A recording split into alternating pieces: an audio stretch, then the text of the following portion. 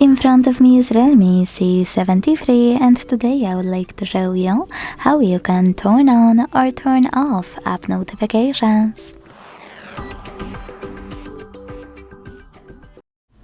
Begin by going into Devices Settings and tapping on Notifications right away. Then hit App Notifications at the top.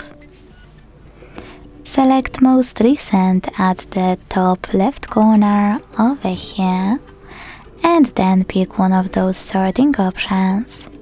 Most Recent, Most Frequent, all apps are turned off. I will go with apps with most frequent notifications, so I have to click here.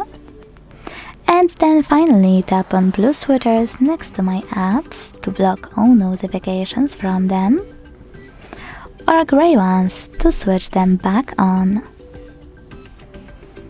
If you want to, you can also tap on any app available on the left and manage all notifications over here.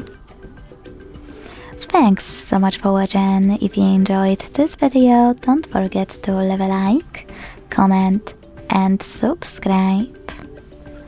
Bye!